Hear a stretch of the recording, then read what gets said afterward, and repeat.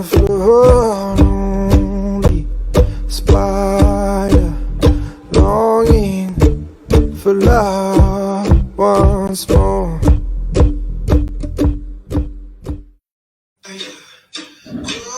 Okay.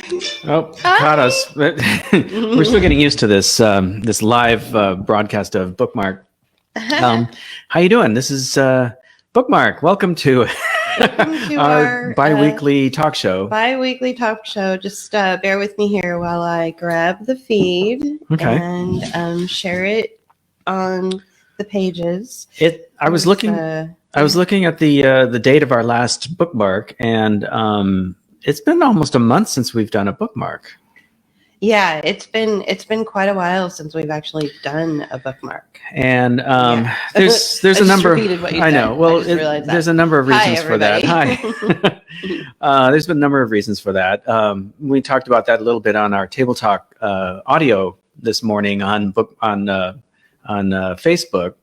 And it's just that there's other things going on. We got dinged on YouTube. We had a 2-week strike, and we've got some community strikes. I don't know how much longer we're gonna last. I know, who knows. I don't know. I think we'll be okay. Most of our strikes on YouTube are because of other people, because we host other people. Yeah. Now the talk we had with Brandy Ann, where we talked about how she went and actually, confronted her local municipality, that was fine. Yeah. That's fine for YouTube. Yeah. No problem there. So we don't want people to think that everybody that we've ever had a conversation with, we're not interviewers or anything like that. Right. But everybody that we've ever had a conversation with is the reason. Not everybody is. Well, just a few of you. It's those controversial figures out there, I guess. Right. We're not there yet, but today is going to be a tough one. Yeah. So cocktails. So we have some cocktails on hand to help us get through. All right. So let's get into it. Also, comment, and let us know what you're thinking and what your thoughts are. We want to hear from you. We want to make this very inclusive. Yeah. Okay. Cool. Great. We definitely want people to. We've already got a comment. What's going on here? Oh, hi, Josette. Hi, Josette. Hi. You've been kind of quiet, so it's actually good to hear from you. Hi, Emerson, and hopefully Juniper can also join us today. Yeah. All right. Cool. All right. Well, you want to kick off our first topic? Yeah. What is the first topic? Got our little notes here. Yeah. We're very professional. Okay. So, here's a comment that tends to trend these days in the age of COVID, while we're all, we're all dealing with this in our own way. One of the comments is we must put aside our political differences or our political leanings, whether you're a Republican or a Democrat or right or left or anarchist or Marxist. We have to put aside all of our differences in order to fight the bad guy. We got to fight for IR. We got to fight the enemy. Let me know if you guys can't hear me, or if you're having trouble seeing us or anything like that. I've got the comments up over here. All right, good. So we'll be able to see that. But so that's a common phrase and and it's kind of the go-to. All of the pundits are saying it. A lot of the pundits are saying it. Not all of them. A lot of our connections are saying it. We've got to put aside our differences in order to fight the bad guys. Right. And sometimes I think that term is what they actually mean is, depending on the kind of person you are, what they actually mean is we need you to put aside your personality, and we need to put aside everything that you are and everything that you're about in order to come and fight it in the way that I want you to fight it. And so that's been my interpretation over the last week as I'm kind of processing this whole thing. Right. And that leads to confusion and chaos. It leads to hurt feelings. It leads to people being blocked, and they're not sure why they're blocked because they've been asked to come on board and be a part of something. And then, so they come on board and they're all excited and they're learning. They're getting their education about 4IR and technocracy and everything and fascism.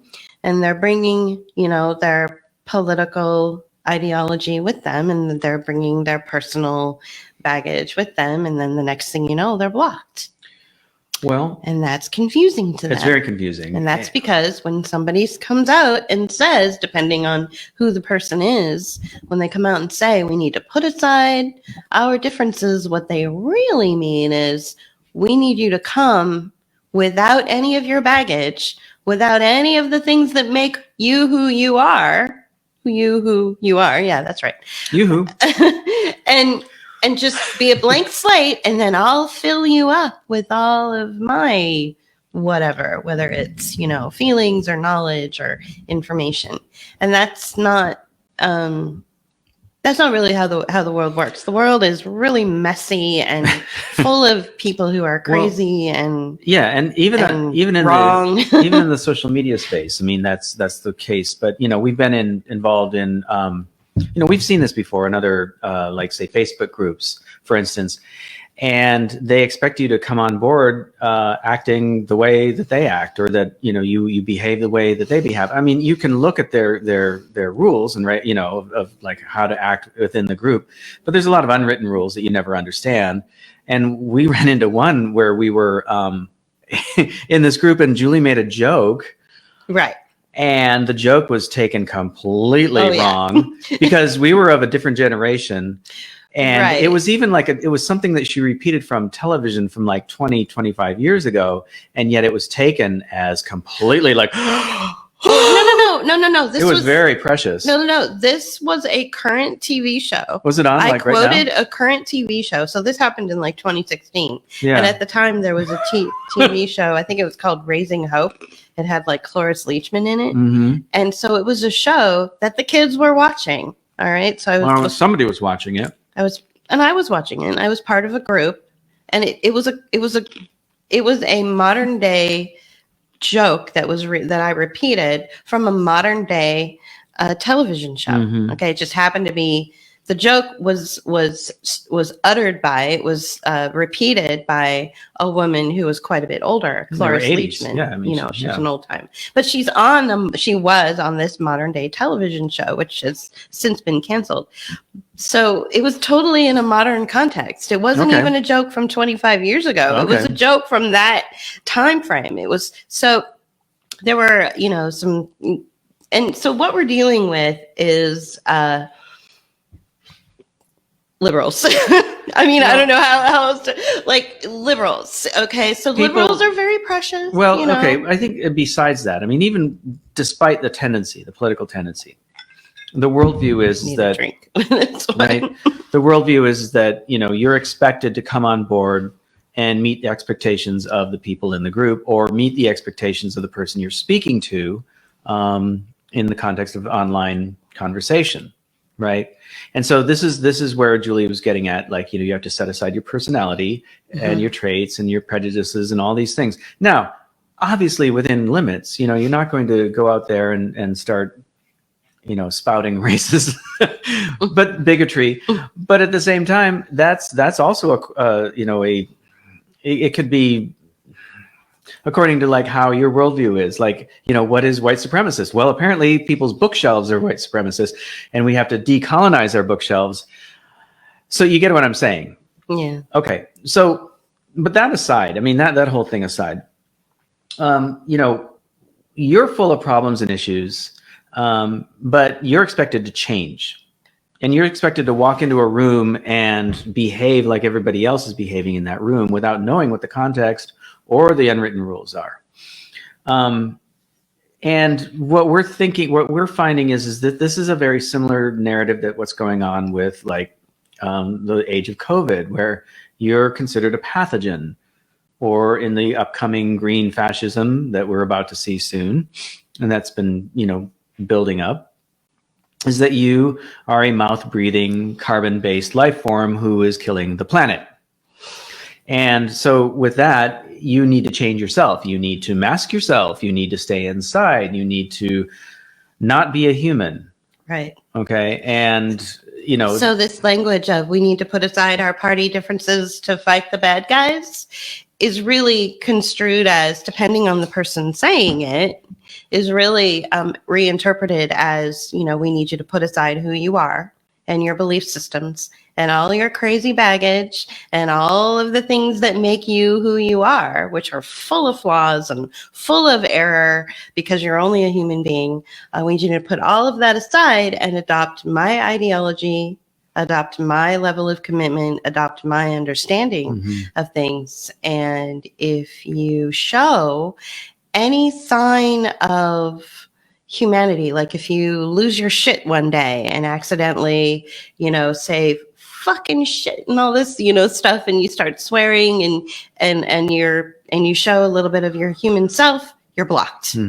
Well, you're completely erased with no conversation. That's a corporate tactic. I was just going to say that's a corporate tactic. I was just going to say this is just like being in a corporation where you cannot be who you really are. You're supposed to set aside yourself and be part of the group. And this has been a gradual thing.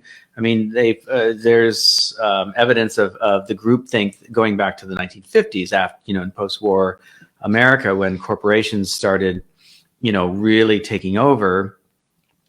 And like, think Mad Men, right? Or think, you know, any sort of like, you know, they were talking about the man in the gray flannel suit back in the 50s, right?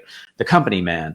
So they set themselves aside to be part of the larger corporation, the larger group. This is a concept that was yeah. And so, okay, because you were looking at me like, no, I'm watching you talk. Okay. I know it's weird watching yourself on screen. This is very unnatural, but anyway, so, you know, well, you're the one that we're in media, so get used to it. Get used to it. And now, okay.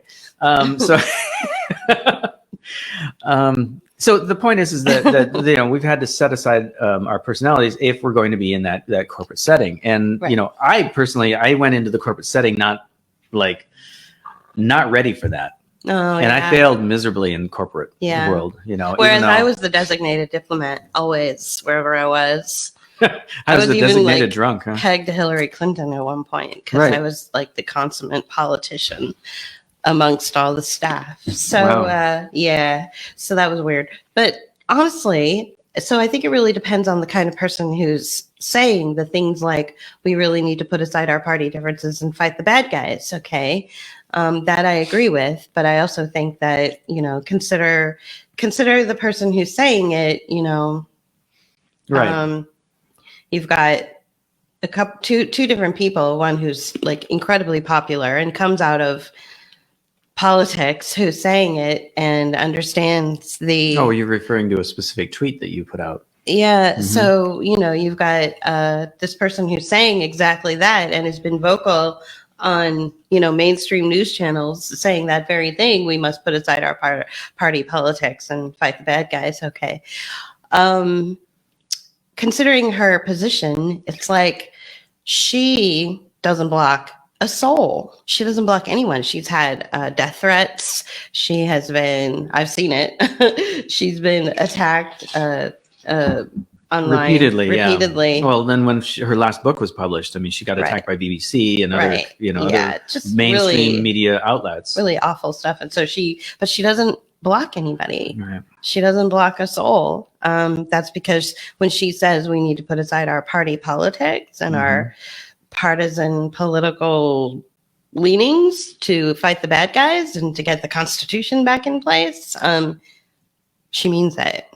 Now, there are other people that say that, but it's actually cover for, no, I need you to put aside your personality. I need you to put aside your human flaws. I need you to forget that you have an Achilles heel. I need you to forget that you're a human being. And I need you to just, you know, fall at my feet and worship the ground I walk on and adopt my ideology. And then that will fix everything. Right. But again, those are humans are messy and flawed, and that's never going to work. Well, and also those are unspoken rules that we are not aware of when we're walking in. Right. You know? So if that person was clear from the get-go and said, Look, I would love it if you could be a part of my, my little utopian society here. But I need you to take away your own individual thought. I need you to stop painting your nails and stop being blonde. And, because we actually did have somebody who wanted to sign up and be a patron. I don't think she ever was. She was a patron for a very short time. For like a day. and she said, "You have painted nails and blonde hair. You're blocked." And she blocked us. And she not only did she withdraw her support of our work, but she blocked us individually. How can you be an anarchist and still have blonde hair? And so, for instance, not that you care. No, I don't go to a manicurist. First of all, I don't go to a manicurist in Pittsburgh because it's Pittsburgh. They're really lowbrow and I don't like them. Okay. Second of all, can't really afford it. So I paint my own nails. And how do you know that I don't have a friend who knows that I'm in media and wants to highlight my hair every 6 months at a discount? So what kind of a person are you to make these assumptions about me and just flat out block me? All right. So I think a lot of what we have here kind of transitioned into something else is a class analysis. Yeah. There's an interviewer who falls down at the feet of all of the right people and interviews them, yet treats us with contempt because we don't come from the same class that he does. It's clear to us, even before any blocking took place or any unfriending or any of that nonsense, which people get away with on social media, which they would never do in real life. You try to do that shit in my it wouldn't fly. You would get fired. That's why these people are liberals, because they're privileged and they can do that and get away with it.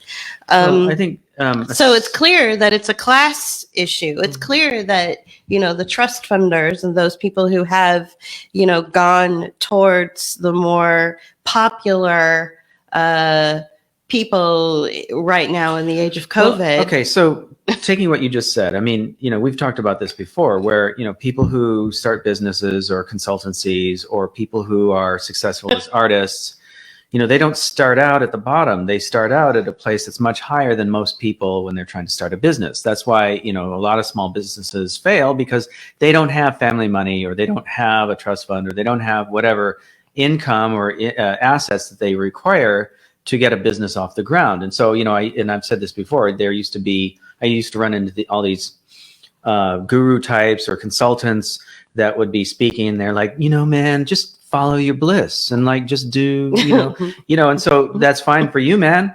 You obviously have family money that you can rely on to go out and do these, positivity talks or whatever it is on the circuit that you're on, and do something that I'm just not really sure how you're making a living at.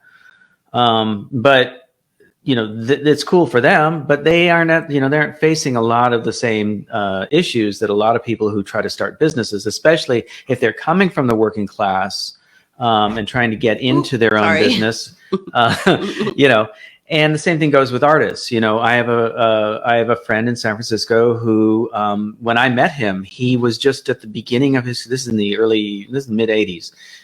He was just at the beginning of his art career. Well, he was able to start his art career, and he was able to have the kinds of access to people and collectors and galleries because he had family money to rely on, and also connections.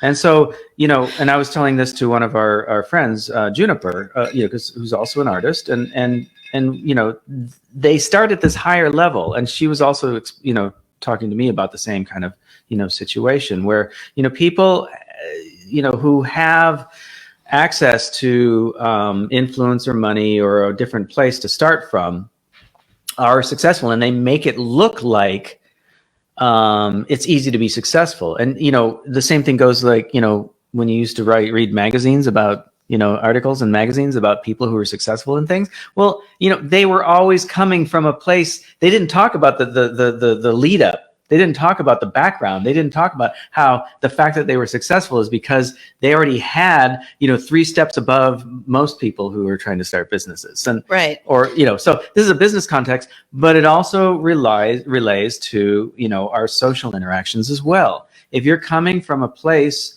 of, your worldly outlook has a lot more, let's just use the word privilege than other people, then you're going to look at the world differently, And, even when we came to Pittsburgh, we had a different outlook than most of the people around here. And we kind of stomped on a few egos, I think. When we moved here. But I know. But what I'm trying to say is, everybody here is fine. On one hand, so what I'm trying to say, we're the ones trying to make a living. All right, so stop that for a second. Jesus. On one hand, you have to be cognizant of your surroundings, but on the other hand, you don't always know what the unwritten rules. This is my whole point. You don't know what the unwritten rules are, and so when you offend people with just being yourself, it's not necessarily your fault for doing that. Now, if you're coming from a place where you just like seeing the world like everybody is the same thing as me, and you just have to act like me, and if you don't act like me, then I'm not having anything to do with you. Okay, so there's those are 2 different things altogether. Yeah, I guess so. So what we're talking about specifically is that we were blocked by somebody whose work we really appreciate. And that's really and the reason that she blocked us is because she took a perceived offense.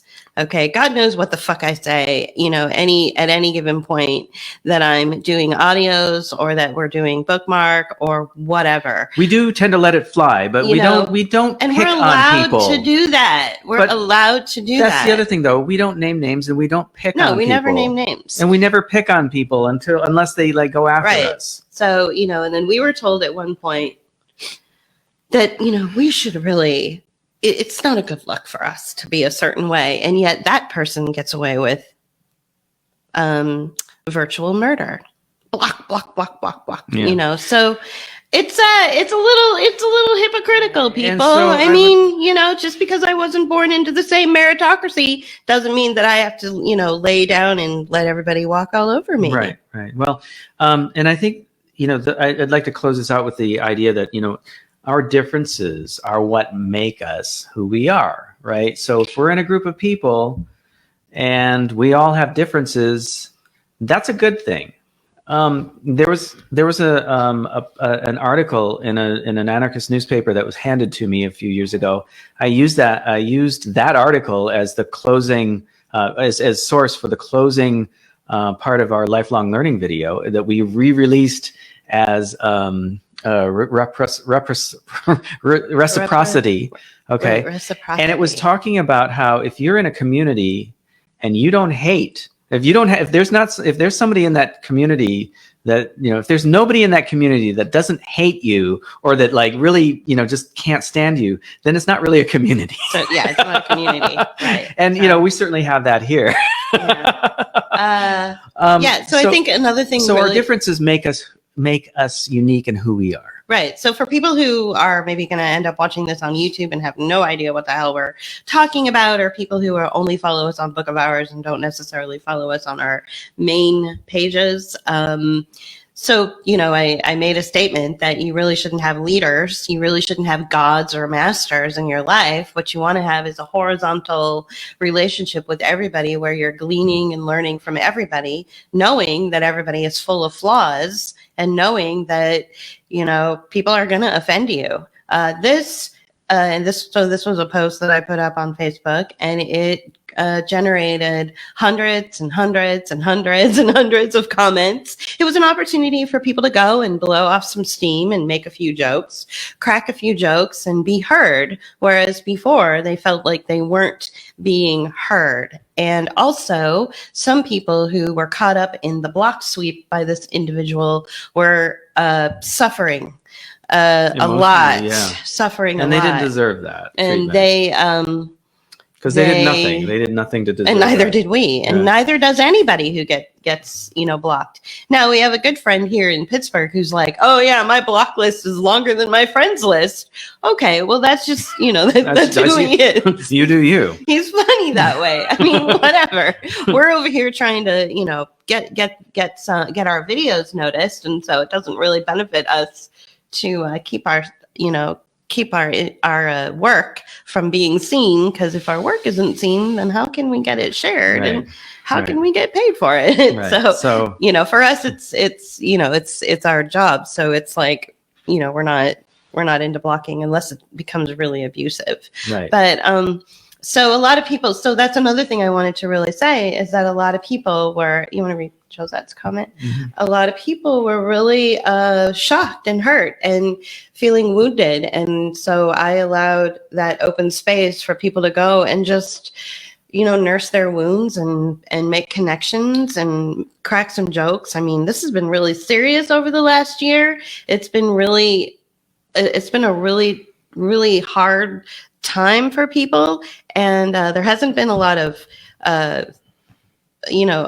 laughter. One of the first things our friend Michael here in Pittsburgh said, first thing he said to me when I met him in person, and he also is connected to us on social media, and a lot of you are connected to him as well. I was like, oh no, what are we gonna do? Oh. And he said, just make it funny. Like the best way that you kill a narcissist and get them to back off is to make a joke out of it. So people started cracking jokes, and it was a really good place for people to go and find each other. So Josette was making a good point that the person who is doing the blocking, bugger, is also feeling hurt and scared and like that, and we do take that into consideration. However, we did find some behavior along those lines of doubling down on a position rather than meeting us halfway or talking to us about things, discussing rather than just my way or the highway, and so that's authoritarian. That's authoritarian. That's a problematic situation. Explains a lot too.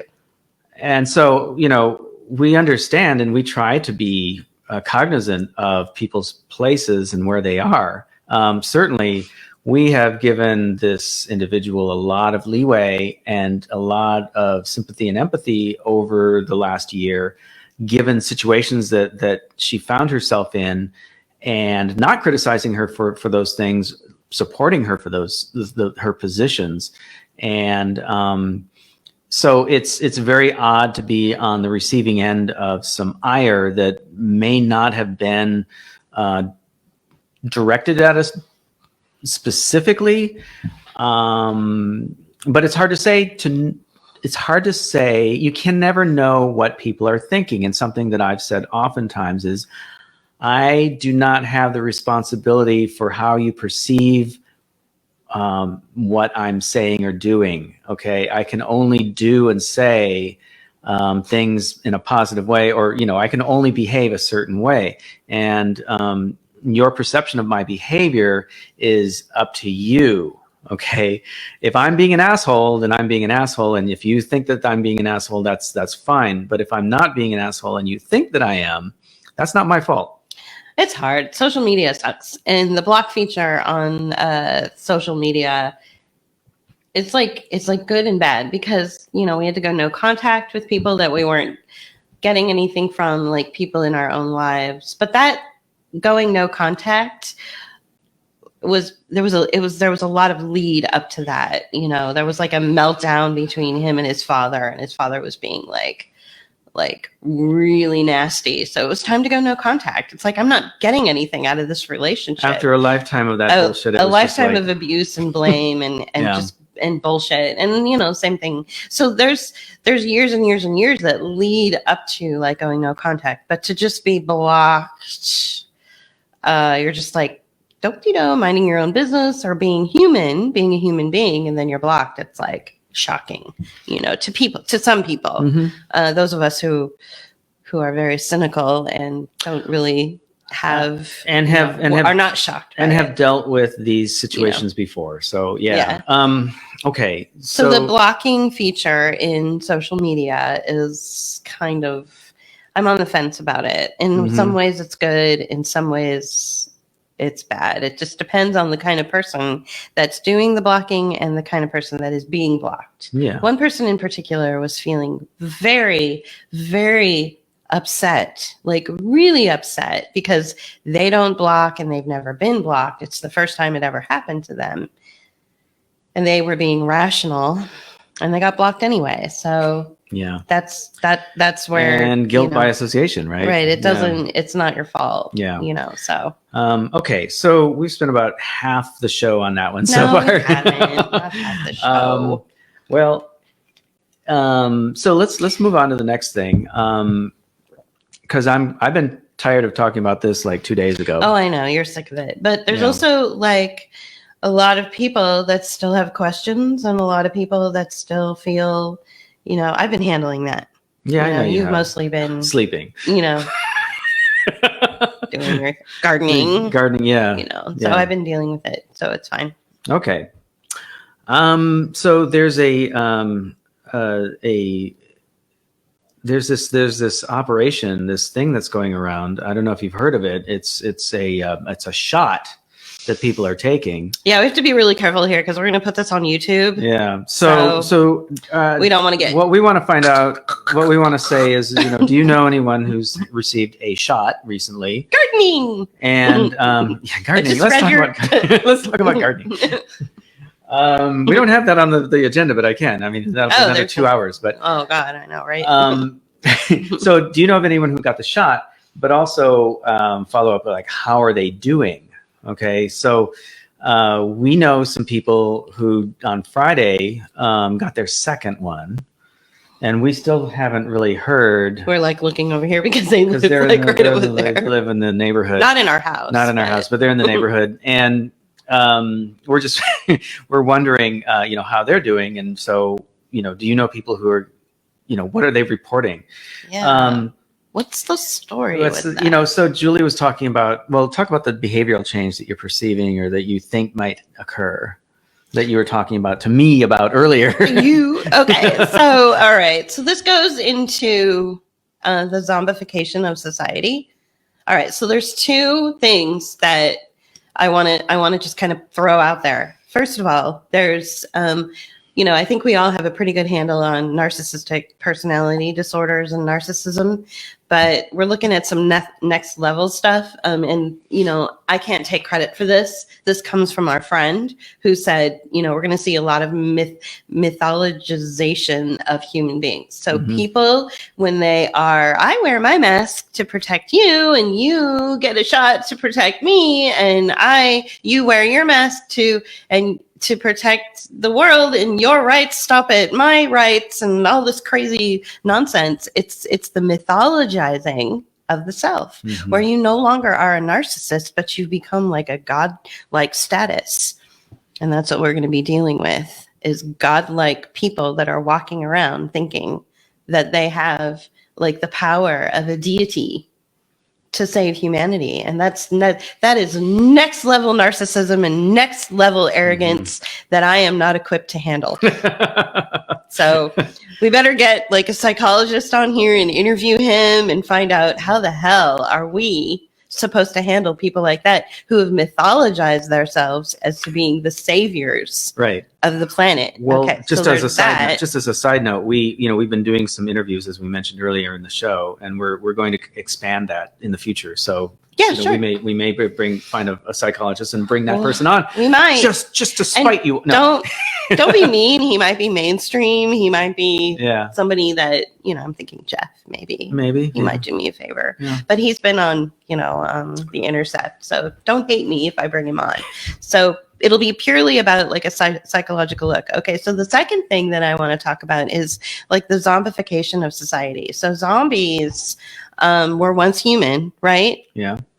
Right. Isn't that right? So zombies were once human, but then they're dead, but they still walk around and want to eat brains, right? Yeah, that's the legend. Okay.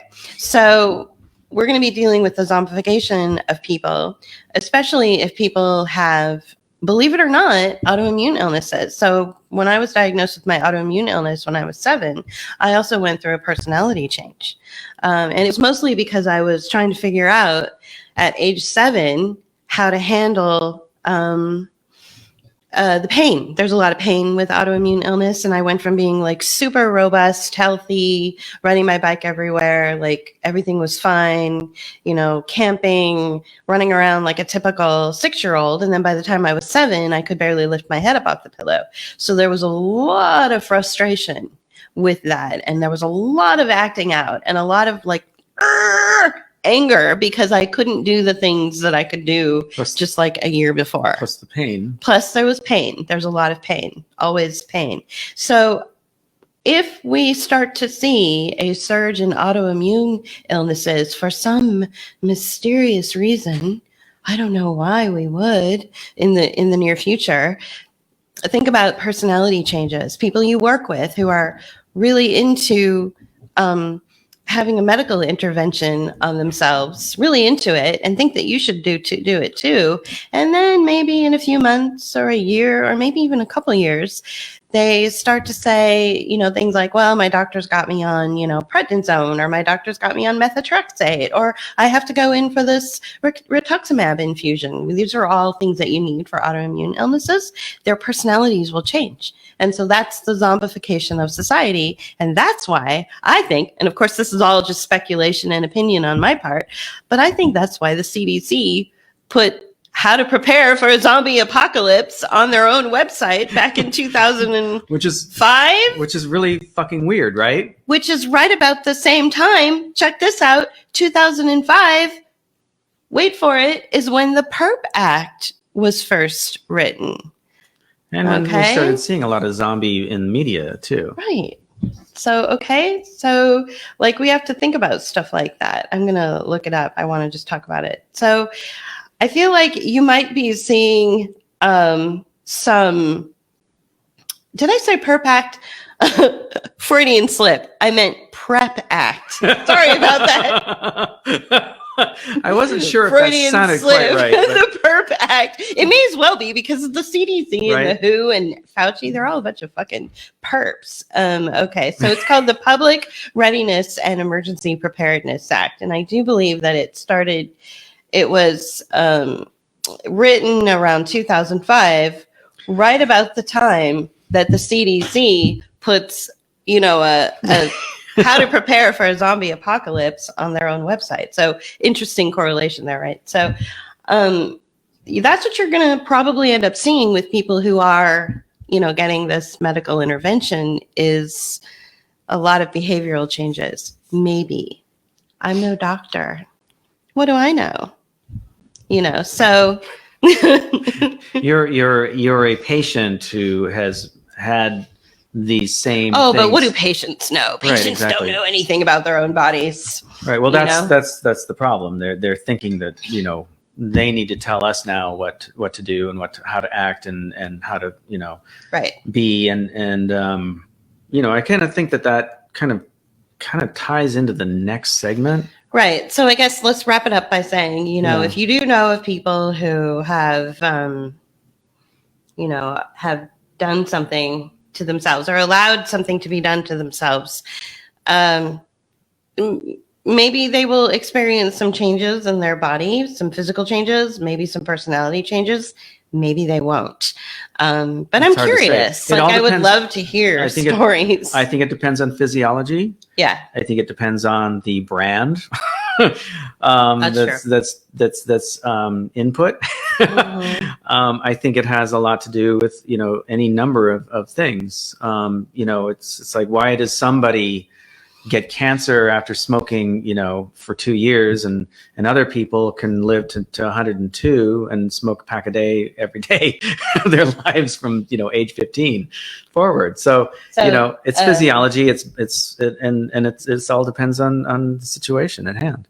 Josette says that she thinks the zombie narrative were about subconsciously cementing the belief in the germ theory, so underlining the need for us all to be afraid of one another as biohazards. I think that's a good observation. That's for sure. Definitely a good observation. Which does take us to the next thing that JP has been just itching to talk about. So, well, I mean, I wrote it down, and it's really important. It's so really good. This morning, was it this morning or yesterday morning? I think it was yesterday morning. Yeah, we were talking about a portion, or she recorded me reading a portion of this book, and it's probably showing up backward. I don't know. It's called Occult Features of Anarchism. Now, the title's a little misleading. It isn't all about the occult, and it isn't all about anarchism, and it's kind of like talking about how, it's referring to the fact that, we've been lied to over the centuries, over and over and over again. And that, science is actually, or what people are referring to as science now, is actually reverting back to its original roots. Mathematics and the sciences came out of mystical traditions and Hermetic writings. And so what is now called the occult was really ways of discovering truths in the universe. So think Pythagoras, and you think all the various mathematicians and philosophers that were out there, going starting from the Greeks forward into the Renaissance and into the Age of Reason, came out of a mystical tradition. And in this, we're talking like everything from the Gnostics, which were a subgroup, or they were considered heretical out of the Christian tradition, and they were somewhat separate, to heretics, and then other groups that came around during the Reformation, and that developed into radical left theory later on. But mathematics and science came out of what they called natural philosophy, and then before that, sort of mysticism. So you think of like something like what is that? Turning lead into gold. Alchemy. Alchemy. So is one of those traditions that were part of all that. It's one of the better known. Anyway, so I found this passage in here, and it's a few paragraphs, and I want to read it, and then we want to talk about this because it's a parallel to what's going on right now in our society today, what we're all experiencing. Let's see. If observers are now inclined to separate out calculus from magic, it is only because we have defined magic in retrospect as activity that is useless, unfounded, and misguided. At this juncture, we do well to begin considering the question of gender in relation to the public sphere and worldly operation, broadly speaking. After all, magic itself was gaining in respect in certain elite quarters. Women were being persecuted as witches precisely for practicing what was known as magic, wherein we may observe that the perceived danger was not magic itself, but the gender of its practitioner. While men's operation on the world was sanctioned, women's equivalent operation was increasingly targeted as heresy. As Barbara Ehrenreich and Deirdre English first pointed out in their feminist reappraisal of the witch hunts, the book witches were generally no more than lay healers, so ordinary women who were healers, wise women, and midwives. Indeed, proper empiricists who had developed an extensive understanding of bones and muscles, herbs and drugs, while those who have gone down in history as the fathers of science were still trying to turn lead into gold. So there's the alchemists, as we spoke about. More than a persecution of magic, broadly put, the witch hunts were a gendered class war wherein elite males forcibly took over both the conceptual and practical realm of healing from peasant women. So they took it over from that realm of peasant women. As the 15th century Malleus Maleficarum explains, if a woman dare to cure without having studied, she is a witch and must die. Okay, sounds very,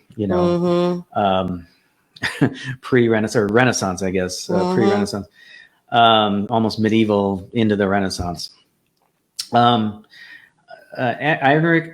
Ehrenreich and English therefore anticipate Sylvia Federici's more recently acclaimed work undertaken within the Marxist tradition, which articulates the witch hunt as a phenomenon of primitive accumulation, just as land, air, and water must first be enclosed as resources, just as before the capitalists may profit from the commodities they are then used to produce, so were women enclosed as reduced to mere bodies by way of the witch hunts.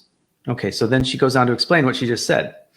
The persecution of magic among witches throughout the peasantry was in fact a disciplinary measure directed specifically at poor women insofar as it served to enforce the logic of private property, wage work, and the transformation of women into reproducers of labor.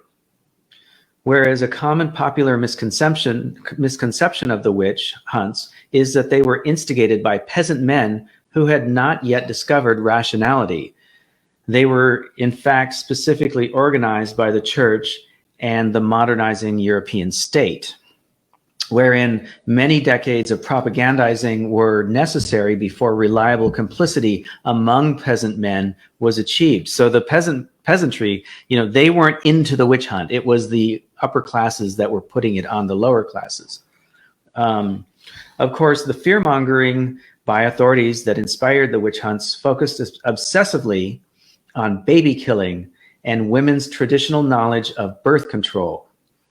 In other words, magic, and was indeed being put to good use at the time because the poor, dispossessed by the enclosure of the commons, could no longer afford to raise children.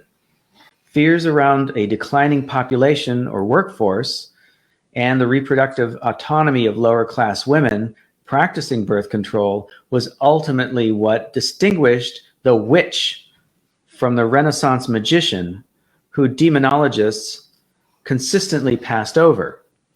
In fact, the devilish activities of baby killing, the baby killing witch, were often plagiarized from the high magical repertoire. Okay, so these are the things that the people who are obsessed with secret societies are now obsessed about.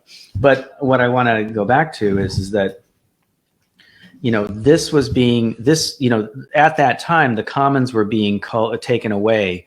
The commons were the places where everybody in a given town, coffee shops, diners, well, parks, public parks, okay, but what community centers. All right, in historical context, I know the place where old coffee shop. Can I talk? The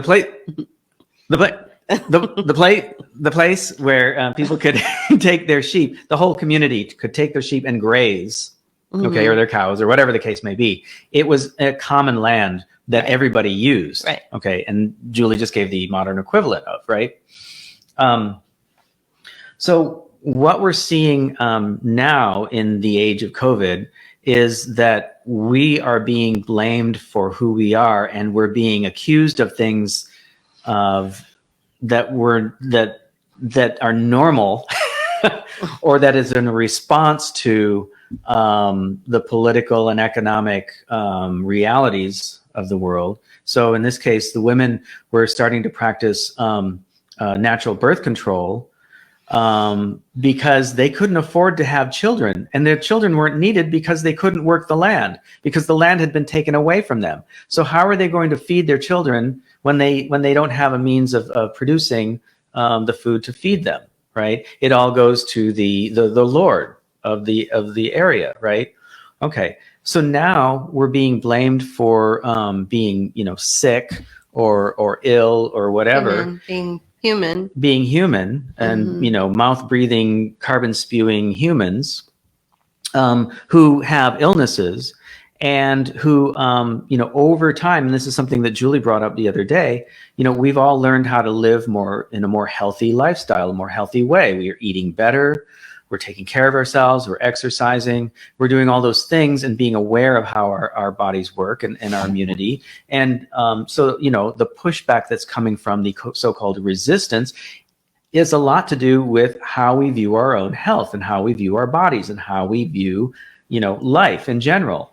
And something that we noticed starting maybe 4 or 5 years ago were reports of naturopaths and homeopaths and people who were practicing holistic medicine were being targeted in the media, or they were suddenly having car accidents just on lonely roads. Their brakes go out, or something happens, or their clinic is attacked, or things of that nature. And, you know, I was seeing a lot of attacks from, like, you know, the BBC and some other mainstream media outlets on homeopathy and how it's, you know, crazy talk and just, you know, magical thinking. And I've actually gone to, you know, homeopathic practitioners. I take homeopathic remedies, you know, and they work for the most part. They work just as well or better than the allopathic ones. So what we're seeing is a demonization of people wanting to take care of themselves and their own health in regard to, you know, now that the powers that be want us all to pay attention to the heroes, the doctors. You know, that's the dancing videos, right? Doctors and nurses, they know better. And so we're all being forced into this world where we have to have vaccinations in order to continue to live, and not only have one, but, you know, 3 in a year, and we have to repeat them every year, and we'll probably get dinged for this. But this is something that the, you know, that's been, we can edit it, I guess. Well, we don't have to edit it, because this is something that's being said by the drug companies. You will have to come back next year to have another vaccine from, you know, whatever company, and you have to have more than one. Okay, so people are going back. They're having 1 or 2, maybe 3 shots, and then, you know, having a booster in 6 months, and then another year from now, they're going to have to repeat the cycle again. Okay, so now we are reliant on corporations that make, you know, drugs and pharmaceuticals, and the doctors who distribute them. We cannot control we're not thought of as reliable enough to take care of ourselves. Right. And we're being demonized for that. And so, like the women who were in the witch hunts, who were the victims of the witch hunts that are, you know, referenced in this book, you know, we who are responding to economic and sociological, you know, things, a phenomenon that are coming at us in the way that we know best, are being demonized for that. So what are you saying, JP? What's next? What's next? Oracle knowledge. Well, I think everybody must know where we're going with this. I would hate to think that, you know, we're all going to be hunted down and burned alive at the stake. I know, right? But I think going back. But see, the thing is that doesn't need to happen, because, like what we were talking about before with, between blocking and cancel culture and the upcoming means of keeping people from, you know, getting their money or getting paid through whatever means. We were talking earlier about credit card companies and how your credit score has an effect on whether you get employment or not, or they can, you know, cut off your the credit that they've issued to you. I think these things are going to start coming to us in the forms of, you know, our money to our bank will be cut off, or we will be geofenced and prevented from moving about to other places. You know, these things haven't happened yet, but they're things that are possibilities for the future.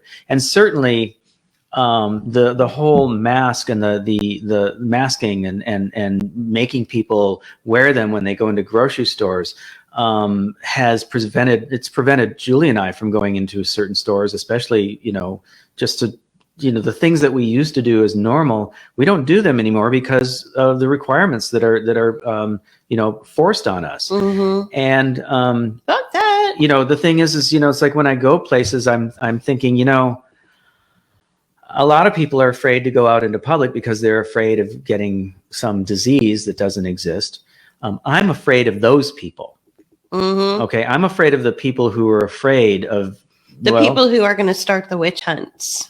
That's who we're afraid of. We're not really afraid of them. But we're aware that people they in exist. fear, people who are afraid. What was that? I think you moved something. I think we're still on. Yeah, we're still on. People who are afraid and people who are in fear are more dangerous than people who are not. And, people who are angry are less dangerous than people who are in fear, I think.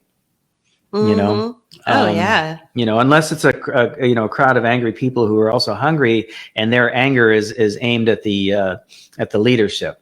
And I think that that's part of what's going on as well, is that the leadership are creating these situations that ostracize the people who are like, but wait a minute, I'm a healthy person. I don't need to get a shot.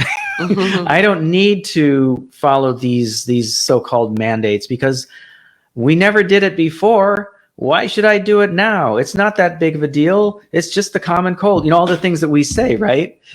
But they've set up a situation now to where the people who are so afraid of what's going on out there, other human beings, are going to turn on us who are like for being human beings, but not also following the rules and being, for the good of the community and all that we've been talking about. Yeah. So it's going to go from, your plain old fascism to witch hunts. Yeah. So we're going backwards.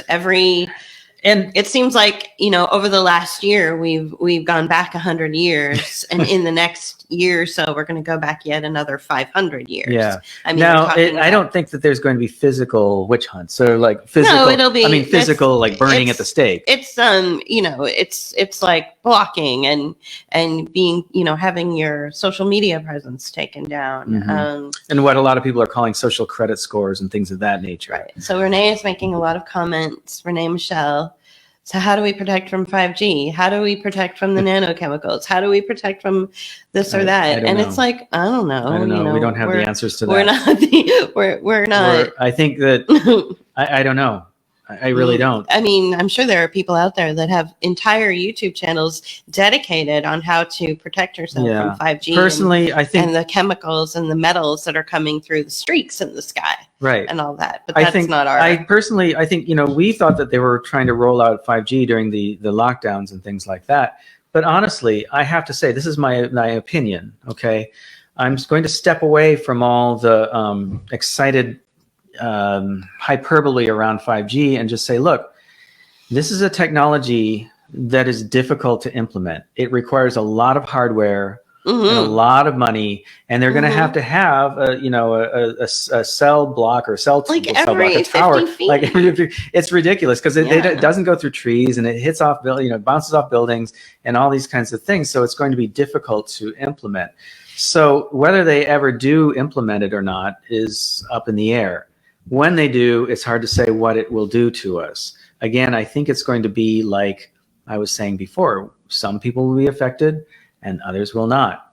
And that's just the way it is. I think we will all be affected in some degree by the EMF that's out there. We're already bombarded with hundreds or thousands of waves of EMF. I mean, just being here in this house, we have a smart meter just, not even 100 feet away from us. On the other side of this wall. Didn't want it. We had no say in the matter. Okay. It's Pennsylvania. We have Wi-Fi right here. We're sitting like just inches away from a Wi-Fi, thing. That can't be good. And the computer and the phones and the microphone and all this. Pretty soon we're gonna have all these things. The lights growing out of our heads. All the lights. We are all bombarded with EMF constantly. Every single our day. DNA has already been changed, right? Right. Juniper actually brought up a really good point. Somebody gave it a like. I don't know if you did. I haven't been. But this has been keeping me awake at night. That we might be force jabbed and geofenced. It feels imminent. The cities are definitely going to be geofenced. I don't think they're going to force jab anyone. I don't either. I think there's too much pushback. And I think that the corporations and the companies, this is something else we've talked about, whereas they don't need to force it. They just need to get the narrative out there that people are lining up and going out there. And we pointed out that like 2 or 3 weeks ago, not even half the population of the state of Pennsylvania, a state that is like readily to like, let's go, screw me more. Yeah, they love it. They love oppression here. And it's a very corrupt state. Even in a state like that, less than half, like say 40 to 45% of the population has just lined up and like gone in and got the jab.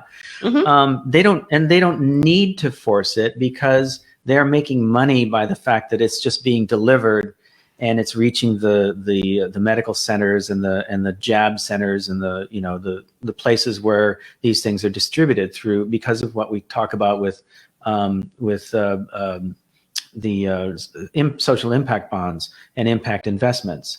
So, COVID impact investment has already paid a lot of the companies, and the governments have paid a lot of the companies what they need already. The jab, whether you receive it or not, is just frosting on the cake. So I'm not sure that it's going to be necessary to push that narrative. I think that they're pushing it out there to get everybody excited and hyped up and angry and upset and just like anxious. Do you think that they're doing a good job at? Oh yeah. Do you think that we're gonna get militarized police?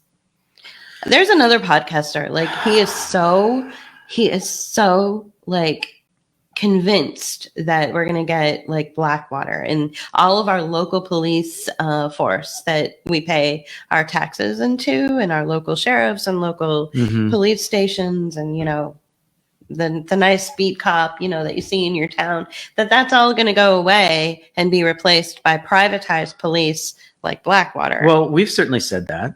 We said that in regard to the riots that took place in Seattle and Minneapolis last summer. Or is it going to be like a community policing system like Nextdoor?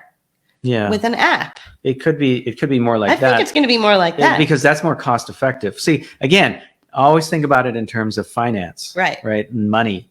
It's going to be cheaper to get people to snitch on each other through apps like Nextdoor. Don't ever use Nextdoor. Nextdoor is shit. Oh, don't use it. Nextdoor is really. Oh, it's horrible. It's the worst. It's the worst. We've known about it for years. Long time. Yeah, I know. And almost 10 years. It's really, and it's just crawling with it's cops. Snitch culture. Oh, I know. Oh my God, totally it's crawling total with snitch cops. culture. It's funny. So I think that I think you're right. I think that there may be part of both. We're not going to see the end of the municipal police in any time soon, but all this stuff that went on during the summer. And it's happening again. It's going to happen again. It's all right lead now. up. It's all and it cycles, and it's all getting that into your head that we need to do that. So like this recent killing, like the cop. Which one? Oh, I know. There's been so many. I know the cop, Sorry. the kid that May he killed. rest in peace. Yeah. Anyway. And now we have the trial of the fake cop who fake killed fake George Floyd. Yeah, he was mad because they didn't. Anyway. Yeah, I mean these are two men that used to work together as actors in porn movies. Yeah, this whole thing is a show. It's kabuki theater. It on is steroids. Before we do the next thing, people actually take it seriously, though. I know they do. They're like going through the trial and nitpicking through the trial. I'm like, it's all theater. Like, I know. Not even a real person. Before we do the next thing, we kind of talked about this, but through that last question. But oh, sure. Can we? Push our latest video. Yeah. Hey, folks. Ever want to see our newest video? Yeah, so we finished Globotics. That's why we're a little punchy right now. Yeah. Despite the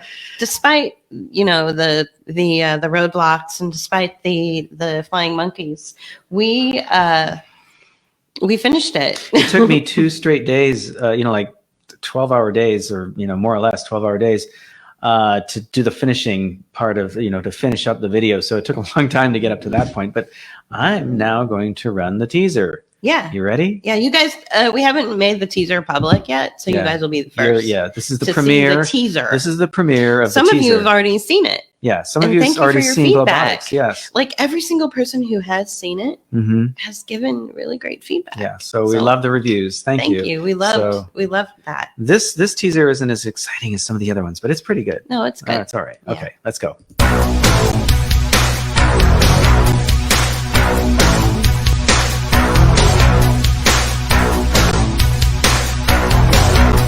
Economist Richard Baldwin, author of Globotics Upheaval, spoke at a World Economic Forum meeting in China in 2018, just before the publication of his book. In this talk, he asked the audience to imagine living in a Star Trek world where workers could teleport from one part of the globe to another. Later, he talked more about what he called telemigration, which is just a fancy word for digital service platforms. Things are not going back to normal. Things are not going back to normal. Things are not going back to normal.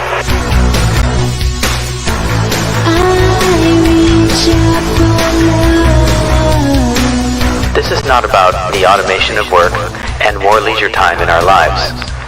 This is about your further enslavement to the machine. This is Globotics. This is the Fourth Industrial Revolution. Through digital service platforms, remote work through controlling haptic robotics will allow you to stock shelves in a Whole Foods market in San Francisco or clean toilets in a Manhattan hotel from your own home somewhere else completely. But what about the robots? You know, the botics in Globotics. You will be the ghost in the machine. And your essence, your consciousness, who you are, will be trapped in a digital prison, enslaved forever, working like a machine in service to the billionaire ruling class. Please be gentle, I'm just an economist.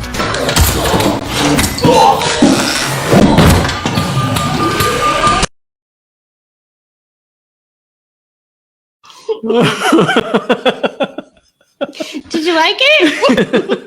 That's like the whole movie. You know how you see those trailers for those movies? Believe it or and not. you're like, wow, that was like a 7-minute trailer. I just saw the whole movie. I just saved myself like $30. Believe it or not, I did not give away the whole video. There's a lot to it, and but that is the punchline that you just saw there. So I did give away the punchline, but still, it's pretty good. Yeah. That's Globotics. So Yeah. global robotics. So basically what it is we're teaching the kids right now. So that video essay, which is only available on our Patreon page. So if you want to see it, become a patron. That video essay is a nice follow-up to lifelong learning. Mm-hmm. Lifelong learning talks about how kids are being trained to be the coders of the future. And it's all behavioral driven. It's all badge driven. It's all about being, a good little service robot and a good little corporate report for the investors who've invested in the education.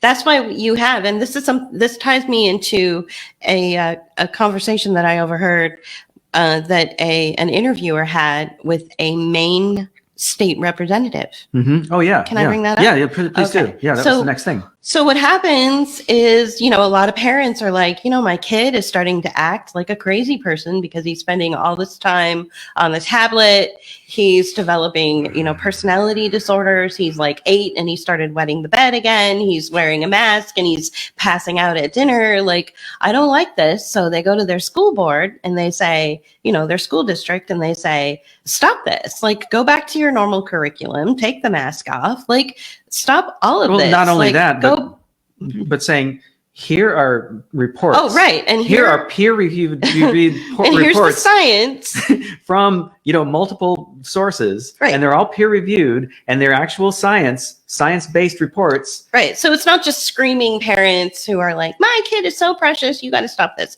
It's not that. It's like, okay, not only do I see that my kid is acting totally insane, and he's reverting, he's going back to, even though he's like 9, he's talking like he's 3, so he's reversed in his growth, right? And he's peeing the bed when he's 8, so all these terrible things are happening. So they go to the school district and they get their time in front of the school board and they have all of the scientific evidence to back up their concerns.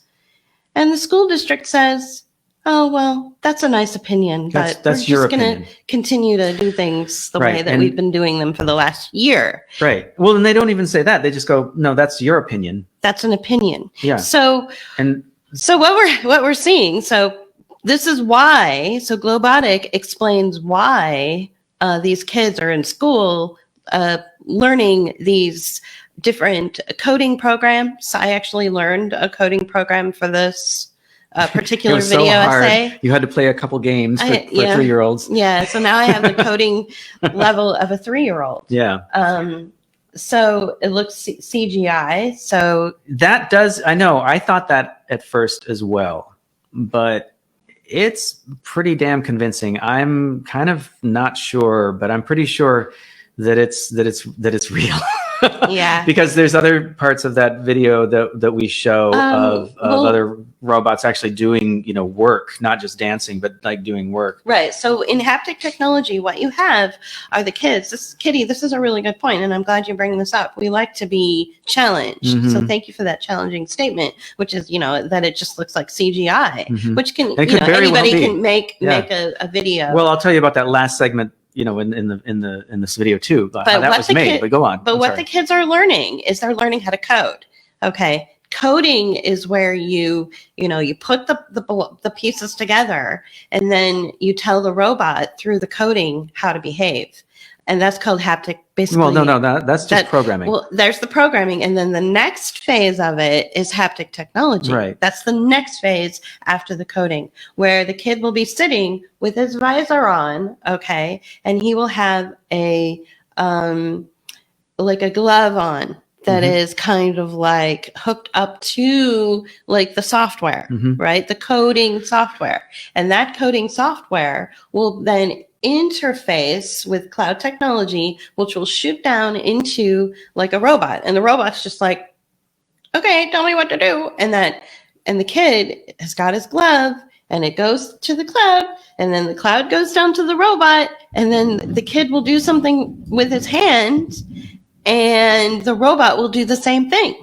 So that's where haptic technology comes in. So I promise you that it's real. I mean, Well, at least, okay, so here's my take on it. And I was just about to find the haptic robotic video, mm-hmm. But I don't know if I'm going to be able to find it because I don't necessarily see it. Yeah. Well, it's in the video. Yeah, what about technical hand right there? No, that's not it. Are you sure? Stocking, maybe. Oh, it's where they're stocking the shelves. Yeah. Yeah. So we have, a scene in the video itself is, and Kitty seems to be okay with my explanation. I like your name too, Kitty. Yeah.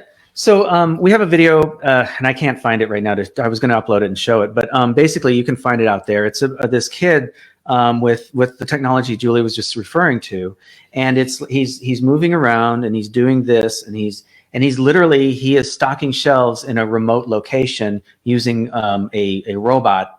The robot is holding the items and putting them on the shelf, and he is doing it. You see this split screen with him doing this in the air, and he's got the goggles on, and the visor, and he's got the gloves, and then on the other side of the screen you see the robot actually mimicking what he's doing. Okay, that's called haptic technology, and I think it's the actual opposite. Like what's happening is that they're learning how to code for the future, but right now in the interim, because coding and like if those robots are real, the programming for that all those moves takes a lot of time. Mm-hmm. We feature there's another segment in the video about a toy called ClickBot, and this is the coding that Julie learned that they use to make the robot move around, and it takes hours to make the robot do this cool little dance or whatever. Right. Okay.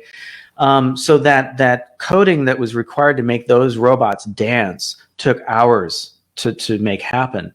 In the interim, there's haptic technology. So they've already created all the mechanical aspects and the physical things that are required to have a robot work and stand up upright and do all the things in the dancing. Okay. So in the meantime, before all the coding, is done, we will be controlling those robots. And so, like I say in the script, you'll be stocking shelves in a Whole Foods in San Francisco, or cleaning toilets in a hotel in Manhattan while you're at home, far away from those places. That's why they want you to get used to staying at home. Yeah. And so haptic technology will be that means of getting us to the next step. And then the robots then will, do these other things. But the other thing that's going to be taking place is we will be working remotely in other aspects as well. And we will be in 3D space where we can be in, a couple different places at the same time. We can attend a movie, or if not at the same time, attend a meeting in New York, clean toilets in Rio, run a marathon in Arizona, and all these different aspects we can be doing because our consciousness will be connected up to the cloud, and they're predicting this to take place by 2050, which sounds really bizarre to me, but it's, these are the things. So these are the things that we're talking about in this video, and it's creepy and scary and interesting, guys, all at the same time. And it's also, I have to say, we had to include some humor into this video because it is just right so dystopic. Going back to the whole thing with presenting scientific information to authorities and them coming back to you with, well, that's just your opinion. Two things on that. One is that, like we were saying before when we were reading from the book here, that science has its roots the scientific method has its roots in mysticism and mystical, mathematics and all that. And it feels like it's going back to that, and not in a good way.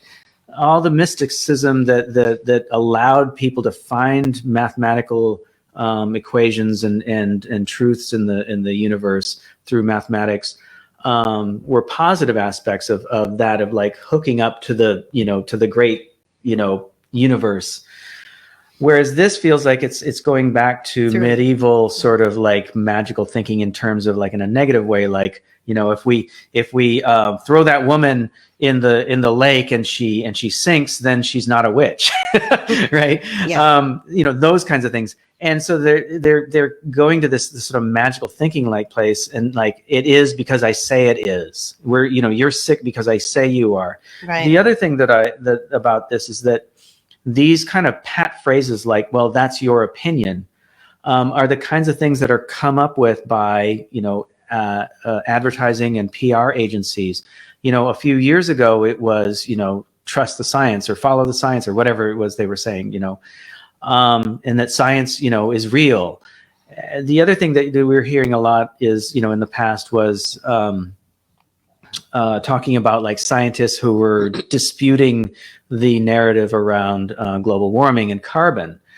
And there were pat answers to those things as well. And so anytime you hear a pat answer or some sort of phrase that gets repeated all the time, and we've been inundated with it for the last year, especially, my mask helps you and your mask helps, there's been so many this year that I can't even remember them all to like bring them up, except for maybe that one. And so when you see and when you hear these pat phrases, that this is marketing. This is not a real, they are not thinking for themselves. They are just relying on something that has been given to them to say, to put you off. And they've been designed, these phrases have been designed in such a way to do that very thing. Mm-hmm. It's a roadblock. It is I'm not talking to you because that's just your opinion. Right. Okay. Right. It's a great way to stop a conversation, and they know that. Right. And that's why they were designed that way. Right. It's corporate too. Yeah. It's very business-like, very corporate, and condescending. Yeah. And very condescending. Just the whole thing. Yeah. It's really. Yeah. Yeah. Oh, man. You okay? I'm okay. It's been a rough week. Mm-hmm. Yeah, it has. And the things that we're talking about, that's why we started with cocktails today.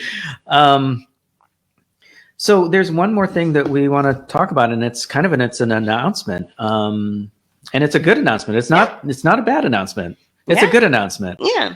That we have been brought into the Rokfin network. Yeah, which is we're going to be the only presence on Rokfin that is like us, you know, doing like artistic interpretations of what's, you know, of what's going on out there. So Rokfin was created more like for sports commentary, and there's a lot of mainstreamers on there. Those who I would consider mainstream, like Jimmy Dore and Ron Placone, and all these kind of like liberal, you know, boring, so-called like, progressives, you know, and they're there. And they're all doing, but we're not part of their group. We're part of a different group, and they all do invited in. And they all do interviews. All these channels on Rokfin Network are interviews. I didn't mean to cut you off. Okay. Are you know, interview type of programs or talk programs like this, right?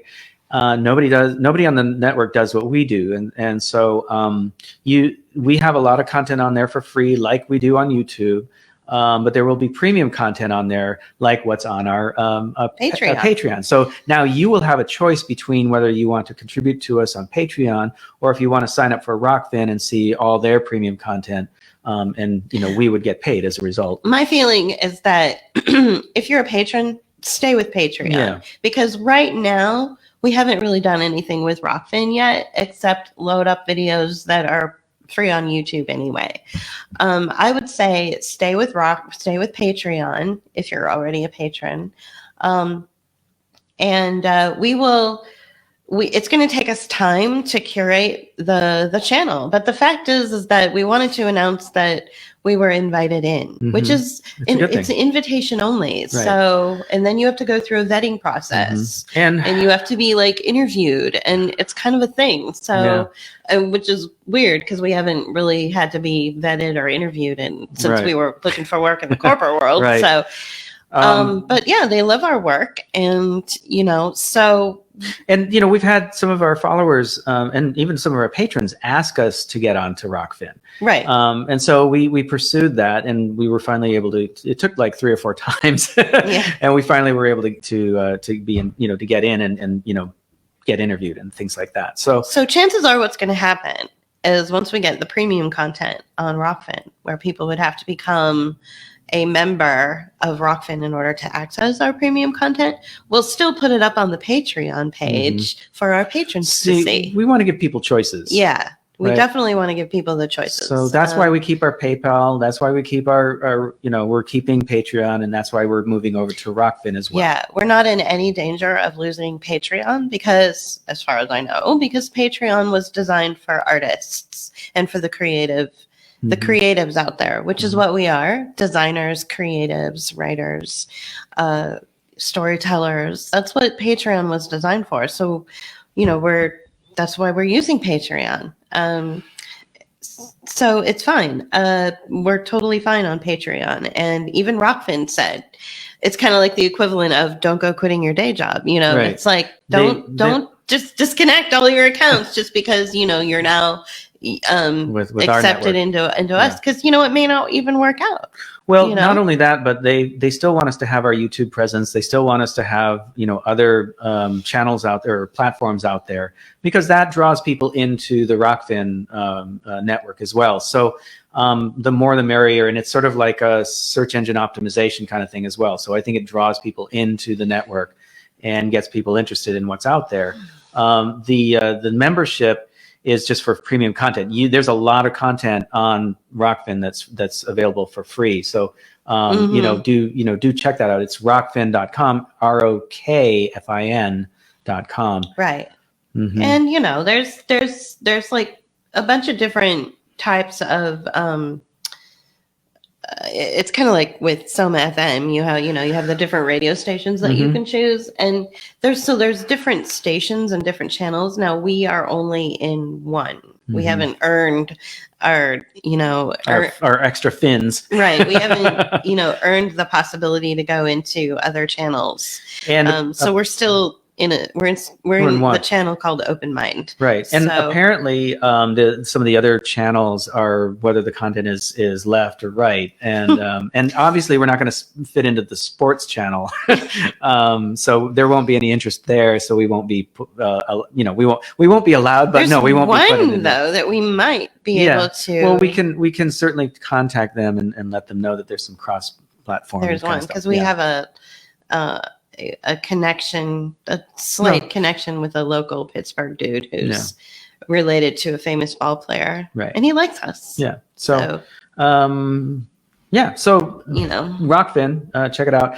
And we're still on YouTube, and like we said, we're back up on our regular channel on YouTube. So now we can post to that, and we're doing that already. So the thing that we talked about, I posted something to it yesterday. Oh, I guess it was the little thing that you created. So I went live on Facebook in November of last year and talked about the experience industrial complex. So this is when your experiences are translated into a streaming experience as opposed to a live experience, and how no matter what, whether you're seeing a band live or whether you're watching it streaming, they're going to make money off of you. So it's your experiences now that they want to make money off of. Yeah. And I used the music industry as an example of that, and all the different ways that they do that before you even set foot in the venue, before you even get a chance to see the band. A dozen people have already made thousands of dollars off of your decision to have that experience. It's no longer just strolling up to the box office and saying, yeah, I'll take a ticket for this band that's playing in a couple of weeks and then walking away. Or there's no money in that interaction. Only to the club and the performers. Right. So this direct interaction of, here's money and then I want something in return. This direct, and this goes for everything. This goes for the way that human beings have interacted in the market for the last 100+ years. They want to, it's like, here you go, JP, here is $5 for something. And then he gives me something in return. Right. Watch it with your gesticulation. I'm like moving things around. And so all of the little apps and the little coders and 4IR are like, wait, I'm not making any money at that. I'm not making any money in that simple transaction. The impact investors. How can I get into that simple transaction? Where money for a ticket, that's a simple transaction. It's not like that anymore. Yeah. At all. And how do you get people to go see a band? Well, you create an issue, say like, I don't know, like maybe a health crisis. So that the human population is now a walking pathogen. And in order to get around those walking pathogens so that you can experience that crisis, you have to jump through all these hoops. You've got to get a test and then a vaccine and download an app. And then once you do all that, and you purchase your ticket, of course, and once you do all that, and that's all nice and neat and tidy, and all those people involved have gotten paid, then the venue can say, oh, great, we've got somebody who's coming. You over here, I need you to make me a COVID-approved venue. So how do I become a COVID-approved venue? So because of you, all of these dozen or so outside contractors and investors and bonds people, organizations that they give you certifications. Like you're going to see the little placards outside of all the cafes and the restaurants and the venues that will say COVID approved, certified approved, whatever it's going to be. So that only happens if you participate. If you don't participate and you just remove yourself from that extracting experience where they've just extracted a bunch of things from you based on the fact that you just want to have an experience. If you remove yourself from that altogether and go, I have to go stand over there now. There's somebody in my backyard who's got a guitar and they want to play the guitar. And I don't have to wear a mask. I don't have to download an app. I don't have to jump through hoops. I don't have to stand in a circle. I am allowed to drink, and all these things. It's like, that sounds like a more fun experience than the corporate, like Vax Live, Right. Oh, God. Well, before all this happened, there was a trend that was starting to take hold, and it was called the like living room tours, where people would, like very small indie performers. It was even some, really catching on. Yeah, even some that had some traction. We're booking, we're scheduling tours that were just going to people's houses. They were like skipping the club circuit altogether because that cost too much money to do. And so, they could go out with, a guitar and an amplifier, maybe a couple other people, do a tour, play to a small audience in a living room, go to the next town. And so they were finding that they were probably able to make a little bit more money, have a lot more fun, and interact with people, more directly, right? And but so there's no money in that, right? But see, now we have the opportunity to really take that idea and run with it, right? Okay? So our networks can create that living room concert. So people like me and you who really don't want to wear a mask and get a vaccine just to go see our favorite band will figure out different ways. But during the time that these living room concerts were really starting to get really popular, and they were getting really popular, I gotta say, is when the corporate industry that has always had control over the bands and control over the music was like, wait a minute, we're not making any money at this. How do we stop that from happening? Gee, how do we get people to stop getting together in their own homes, say like 40, 50 people at a time? How do we get them to stop doing that where they're, shoulder to shoulder? Yeah.